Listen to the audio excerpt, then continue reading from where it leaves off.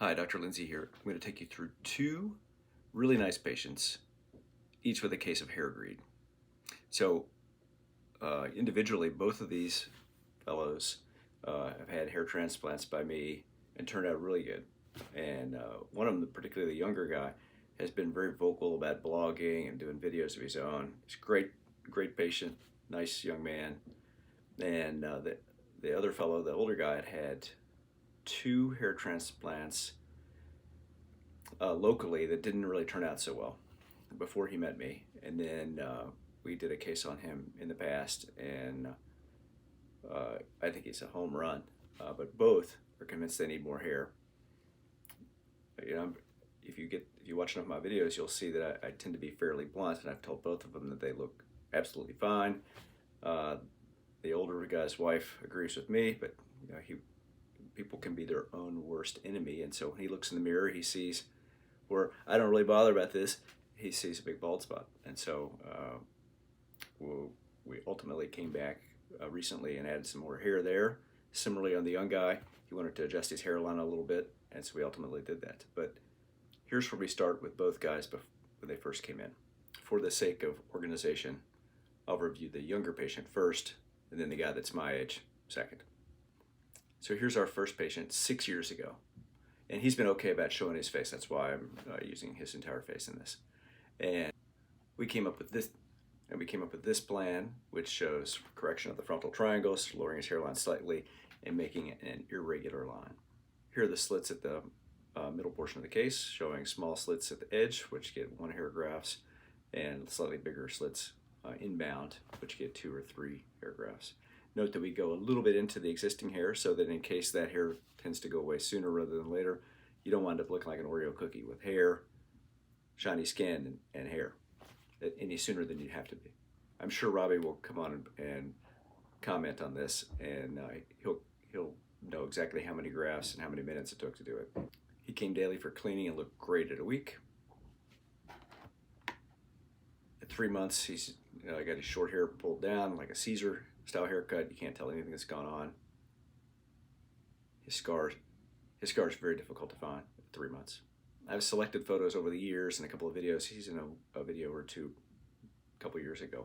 But this is him at 69 months. So what's that? 5 years and 9 months from his first case. Here's before and here he is after. And with his hairline pulled back, I mean, that looks like a natural hairline. That is unremarkable, and that is our goal for a good hair transplant result. Just looking unremarkable. He looks fine with his hair down. When you pull it back, it does not look like any silly hairstyle that you might see on TV, or hair transplant you might see on TV. The older fellow, I think he's a couple years younger than me. I just turned 60. We have the same music taste. He took me to a rock concert with his wife last summer, so we both like Van Halen and classic rock. Here he is before we got a hold of him. And with his hair down, you can't see anything, but when his hair pulled back, yeah, there's some spaces in there. I think he said he had an FUE that took somewhere around 11 hours, as many of you who follow my videos will know. Any hair that's really out of your body for more than about 6 hours probably is not going to survive. And then he had a second FUE, and he said it took like an hour and a half. And I would say just the opposite. If it doesn't take a little while, I suspect that there weren't viable grafts that were put in. So here's his hairline up close before. Note that's after 2 hair transplants. There's a few hairs growing, but not much. Similar pattern to what Robbie had, these 2 frontal triangles.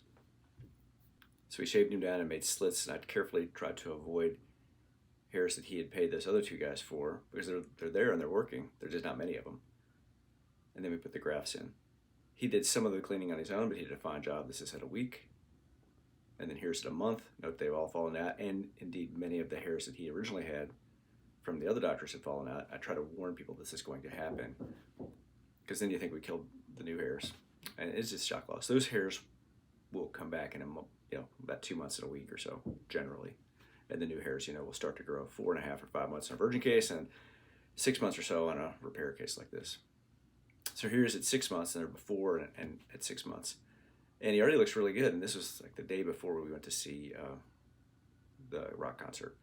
And he was still complaining. He goes, I really can't see any change. And so I would submit to you that a lot of people really only see what they want to see, whether it's the worst thing or the best thing when they look in the mirror. That looks pretty good, but it's only 6 months, probably 40% growing on a repair case. Then here he is at 13 months. And again, a repair case, it's probably like 15 or 16 months until you get your final result. But man, that looks pretty good.